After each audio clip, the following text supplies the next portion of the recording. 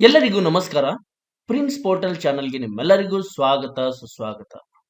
ಸಮಸ್ತ ವೀಕ್ಷಕರಿಗೆ ಮಕರ ಸಂಕ್ರಮಣ ಹಬ್ಬದ ಹಾರ್ದಿಕ ಶುಭಾಶಯಗಳನ್ನು ಹೇಳುತ್ತಾ, ವೀಕ್ಷಕರೇ, ಇವತ್ತಿನ ವಿಡಿಯೋದಲ್ಲಿ ನಮ್ಮ ಕರುನಾಡಿನಲ್ಲಿ ಕರ್ನಾಟಕ ಸರ್ಕಾರ ವತಿಯಿಂದ ಅನುಷ್ಠಾನಕ್ಕೆ ಬರ್ತಾ ಇರುವಂತ 7ನೇ ರಾಜ್ಯ ವೇತನ ಆಯೋಗದ ಒಂದು ಬಂಪರ್ ಮಾಹಿತಿ ನೀಡ್ತಾ ಇದ್ದೇನೆ ವೀಕ್ಷಕರೇ, ಇನ್ನೇನು ನಾವು 2024ನೇ ಸಾಲಿನಲ್ಲಿ, ಹೊಸ ವರ್ಷದ ಸಾಲಿನಲ್ಲಿ ಪಾದಾರ್ಪಣೆ ಮಾಡದಾಯಿತು. ಈಗ ನಮ್ಮ ರಾಜ್ಯದಲ್ಲಿ ಆಗುವಂತ ಒಂದು ಬೃಹತ್ ಬದಲಾವಣೆಯ ಒಂದು ಹೊಸ ಮಾಹಿತಿ ನಾನು ನಿಮಗೆ ನೀಡ್ತಾ ಇದ್ದೇನೆ. 7th ಪೇ ಕಮಿಷನ್ ಕರ್ನಾಟಕ 2024 ನಮ್ಮ ರಾಜ್ಯ ಸರ್ಕಾರಿ ನೌಕರರಿಗೆ, ಪಿಂಚಣಿದಾರರಿಗೆ, ನಿವೃತ್ತ ನೌಕರರಿಗೆ ಅವರ ಒಂದು ಅದ್ಭುತವಾದ ಸರ್ಕಾರಿ ಸೇವೆಗೆ, ಅವರ ಶ್ರಮಕ್ಕೆ 7ನೇ ವೇತನ ಆಯೋಗದ ಒಂದು ಬೃಹತ್ ಕೊಡುಗೆ ನಮ್ಮ ಸರ್ಕಾರ ನೀಡಲಿದೆ ವೀಕ್ಷಕರೇ. ಅದರ ಕುರಿತಾಗಿ ಇವತ್ತಿನ ವಿಡಿಯೋದಲ್ಲಿ ನಾನು ನಿಮ್ಮ ಮುಂದೆ ಚರ್ಚೆ ಮಾಡ್ತಾ ಇದ್ದೀನಿ ವೀಕ್ಷಕರೇ. ಆತ್ಮೀಯರೇ, ನಮ್ಮ ಭಾಗ್ಯಗಳ ಸರ್ದಾರರಾಗಿರುವಂತಹ ಸಿದ್ದರಾಮಯ್ಯನವರು ಈಗಾಗಲೇ ನಮ್ಮ 16,000ಕ್ಕಿಂತ ಅಧಿಕ ನೌಕರರಿಗೆ ಹೊಸ ಪಿಂಚಣಿಯಿಂದ ಹಳೆ ಪಿಂಚಣಿಗೆ ಬರಲು ಅನುಮೋದನೆ ನೀಡಲಾಗಿದೆ. ಇದು ಒಂದು ಸಂತಸದ ಸಂಗತಿ. ನಮ್ಮ ಕರ್ನಾಟಕದಲ್ಲಿ 16,000ಕ್ಕಿಂತ ಅಧಿಕ ನೌಕರರಿಗೆ ಇದೊಂದು ಬಹಳಷ್ಟು ದೊಡ್ಡ ಕೊಡುಗೆಯಾಗಿರುತ್ತೆ.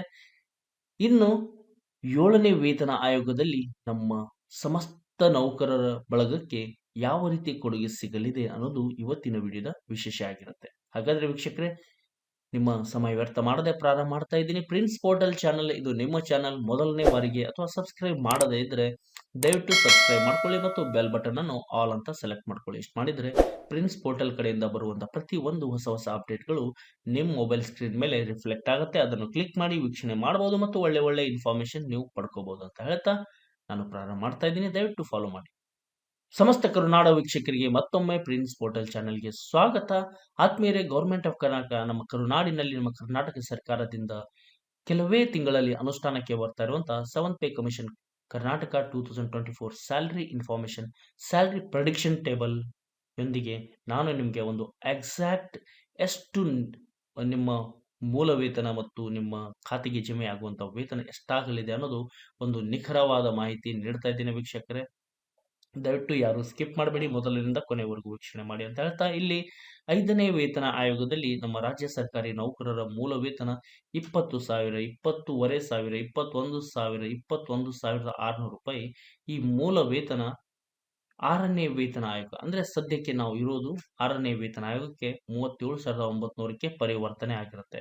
ಇಲ್ಲಿ ನೀವು ಗಮನಿಸಬಹುದು ವೀಕ್ಷಕರೇ, 5ರಿಂದ 6ನೇ ವೇತನ ಆಯೋಗ ಅನುಷ್ಠಾನಕ್ಕೆ ಬಂದ ತಕ್ಷಣ ಮೂಲ ವೇತನದ ಬದಲಾವಣೆಯಲ್ಲಿ ಒಂದು 70ರಿಂದ 85% ಕೇವಲ ಮೂಲ ವೇತನದಲ್ಲಿ ಹೆಚ್ಚಳವಾಗಿರುತ್ತೆ. ಈ 5ರಿಂದ 6ನೇ ವೇತನ ಆಯೋಗ ಅನುಷ್ಠಾನಕ್ಕೆ ತಂದಿದ್ದು ನಮ್ಮ ಸಿದ್ದರಾಮಯ್ಯನವರು ಆಗಿನ ಕಾಲದಲ್ಲಿ ಮುಖ್ಯಮಂತ್ರಿಯಾಗಿದ್ದಾಗ.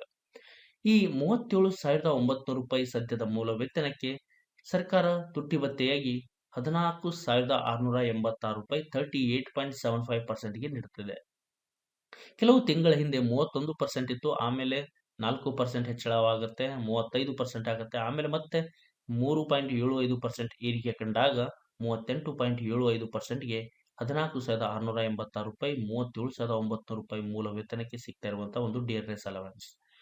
ಈ ಮೂಲ ವೇತನ ಮತ್ತು ತುಟ್ಟಿಭತ್ಯೆಯನ್ನು ಸೂಕ್ಷ್ಮವಾಗಿ ಗಣನೆಗೆ ತೆಗೆದುಕೊಂಡಾಗ ನಾವು ಒಂದು ಪ್ರೆಡಿಕ್ಷನ್ ಮಾಡಬಹುದಾದ ಒಂದು 7ನೇ ವೇತನ ಆಯೋಗದ ಒಂದು ಹೊಸ ಮೂಲ ವೇತನ ನಮ್ಮ ರಾಜ್ಯ ಸರ್ಕಾರಿ ನೌಕರರ ಸಂಘದ ಬೇಡಿಕೆಯಂತೆ, ನಿಮ್ಮೆಲ್ಲರ ಬೇಡಿಕೆಯಂತೆ ಆದರೆ 51,165 ರೂಪಾಯಿ ಈ ಗಾತ್ರದ ಒಂದು ಹೊಸ ಮೂಲ ವೇತನವಾಗಿ ಬದಲಾವಣೆ ಆಗುವ ಸಾಧ್ಯತೆ ಇದೆ.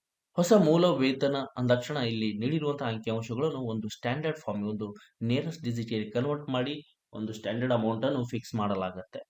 ಇದಕ್ಕೆ ಕರೆಸ್ಪಾಂಡಿಂಗ್ ಆಗಿ ಸಿಗಬಹುದಾದ ಒಂದು ವೇತನ ನೋಡೋದಾದ್ರೆ 7ನೇ ವೇತನ ಆಯೋಗದಲ್ಲಿ 66,500ದಿಂದ ಒಂದು 73,710 ರೂಪಾಯಿ ಈ ರೇಂಜಿನಲ್ಲಿ ಒಂದು ವೇತನದ ಮೊತ್ತ ಸಿಗುವ ಸಾಧ್ಯತೆ ಇದೆ. ನಮ್ಮ ನೌಕರರಿಗೆ ಖಾತೆಗೆ ಜಮೆ ಆಗುವ ಒಂದು ವೇತನದ ಲೆಕ್ಕಾಚಾರ ಆಗಿರುತ್ತೆ. ಅದಾದ ನಂತರ ವೀಕ್ಷಕರೇ, ಮಾಹಿತಿಗಳು ಅಲ್ಪ ಸ್ವಲ್ಪ ವೇರಿಯೇಷನ್ ಆಗ್ತಾ ಹೋಗುತ್ತೆ. 22,200 ರೂಪಾಯಿಯಿಂದ 39,800ಕ್ಕೆ ಬದಲಾವಣೆ ಆದಲ್ಲಿ 15,423 ರೂಪಾಯಿ ಡಿಎ ಆಗಿ ಸಿಗ್ತಾ ಇದೆ.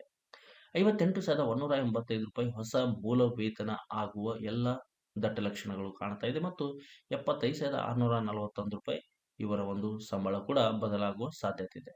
ಅದೇ ರೀತಿ 22,800 ರೂಪಾಯಿ 5ನೇ ಆಯೋಗದ ಬೇಸಿಕ್ 40,900ಕ್ಕೆ ಪರಿವರ್ತನೆ ಆಗಿರುತ್ತೆ. ಈ ಮೊತ್ತಕ್ಕೆ 15,849 ರೂಪಾಯಿ ಡಿಯರ್ನೆಸ್ ಅಲವನ್ಸ್ ಸಿಗ್ತಾ ಇದೆ. ಹಾಗಾದ್ರೆ ಇವರಿಗೆ ಒಂದು ಪ್ರೀ ಅಸಂಪ್ಷನ್ ಮಾಡಬಹುದಾದ ಒಂದು ಹೊಸ ಮೂಲ ವೇತನ 59,670 ರೂಪಾಯಿ ಆದ್ರೆ ಇಲ್ಲಿ ಕರೆಸ್ಪಾಂಡಿಂಗ್ ಆಗಿ 77,571 ರೂಪಾಯಿ ಈ ಮೊತ್ತದ ಒಂದು ಅಮೌಂಟ್ ನಮ್ಮ ನೌಕರರ ಖಾತೆಗೆ ಸೇರುವ ಸಾಧ್ಯತೆ ತುಂಬಾ ಇದೆ ಅಂತಾನೆ ಹೇಳಬಹುದು.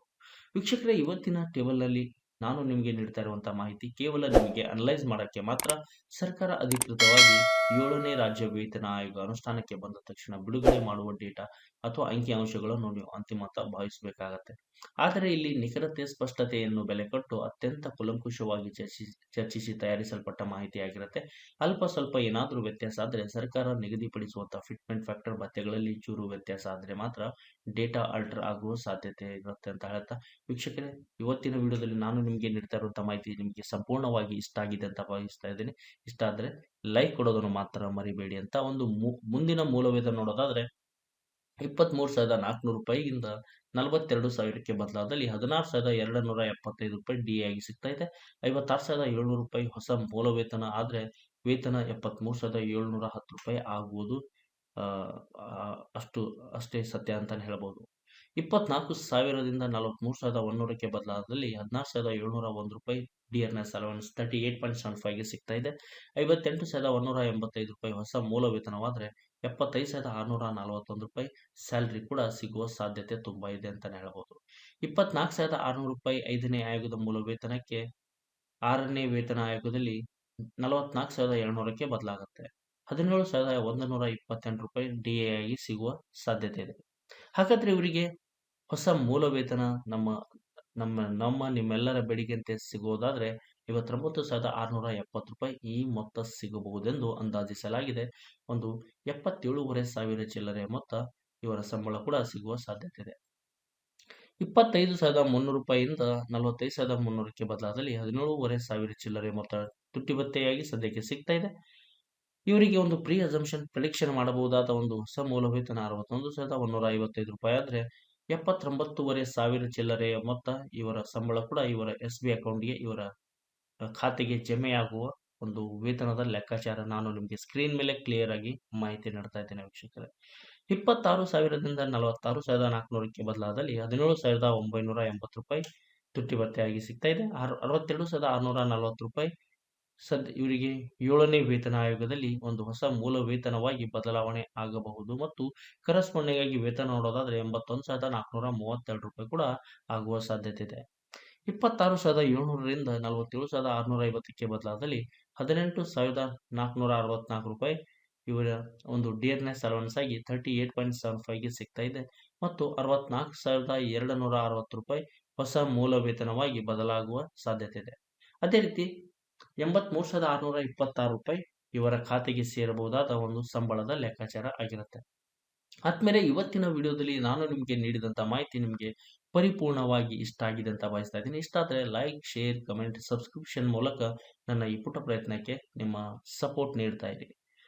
ಮುಂದಿನ ಸಂಚಿಕೆಯಲ್ಲಿ ಇನ್ನೊಂದು ಒಳ್ಳೆ ಇನ್ಫಾರ್ಮೇಶನ್ ಒಂದಿಗೆ ಹಾಜರಾಗ್ತೀನಿ. ಅಲ್ಲಿವರೆಗೂ ಹೊಸ ವರ್ಷದಲ್ಲಿ ನಮ್ಮ ಕರುನಾಡಿನಲ್ಲಿ ಅನುಷ್ಠಾನಕ್ಕೆ ಬರ್ತಾ ಇರುವಂತಹ 7ನೇ ವೇತನ ಆಯೋಗ ಬಿಡುಗಡೆಯಾದ ನಂತರ, ಅನುಷ್ಠಾನಕ್ಕೆ ಬಂದ ನಂತರ ಸರ್ಕಾರ ಬಿಡುಗಡೆ ಮಾಡುವ ಡೇಟಾ ಅಥವಾ ಅಂಕಿಅಂಶಗಳನ್ನು ನೀವು ಪ್ರಿನ್ಸ್ ಪೋರ್ಟಲ್ ಕಡೆಯಿಂದ ನೀಡ್ತಾ ಇರುವಂತಹ ಅಂಕಿಅಂಶಗಳ ಜೊತೆಗೆ ಕ್ರಾಸ್ ವೆರಿಫಿಕೇಶನ್ ಮಾಡಕ್ಕೆ ಬಹಳಷ್ಟು ಉಪಯುಕ್ತಕಾರಿಯಾಗಿರುತ್ತೆ.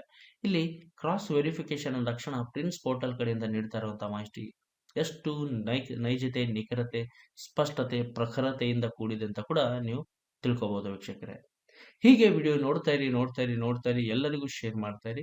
ಒಳ್ಳೆ ಇನ್ಫಾರ್ಮೇಶನ್ ಕೊಡುವ ಜವಾಬ್ದಾರಿ ನಂದಾಗಿತ್ತು, ಪ್ರೋತ್ಸಾಹ ಕೊಡುವ ಜವಾಬ್ದಾರಿ ನಿಮ್ದಾಗುತ್ತೆ. ಮುಂದಿನ ಸಂಚಿಕೆಯಲ್ಲಿ ಇನ್ನೊಂದು ಒಳ್ಳೆ ಇನ್ಫಾರ್ಮೇಶನ್ ಒಂದಿಗೆ ಹಾಜರಾಗ್ತೀನಿ. ಅಲ್ಲಿವರೆಗೂ ವಿರಾಮ ನೀಡಿ. ವಿಡಿಯೋ ನೋಡಿದ ಪ್ರತಿಯೊಬ್ಬ ಕರುನಾಡ ಮನೆಯರಿಗೆ ಧನ್ಯವಾದಗಳು. ಮತ್ತೊಮ್ಮೆ ಎಲ್ಲರಿಗೂ ಮಕರ ಸಂಕ್ರಮಣ ಹಬ್ಬದ ಹಾರ್ದಿಕ ಶುಭಾಶಯಗಳನ್ನು ಹೇಳುತ್ತಾ ವೈಂಡ್ ಅಪ್ ಮಾಡ್ತಾ ಇದ್ದೀನಿ ವೀಕ್ಷಕರೇ. ಜೈ ಹಿಂದ್, ಜೈ ಕರ್ನಾಟಕ, ಬಾರಿಸು ಕನ್ನಡ ಡಿಂಡಿಮೋ. ನಿಮ್ಮೆಲ್ಲರ ದಿನ ಶುಭವಾಗಲಿ. ನಮಸ್ಕಾರ.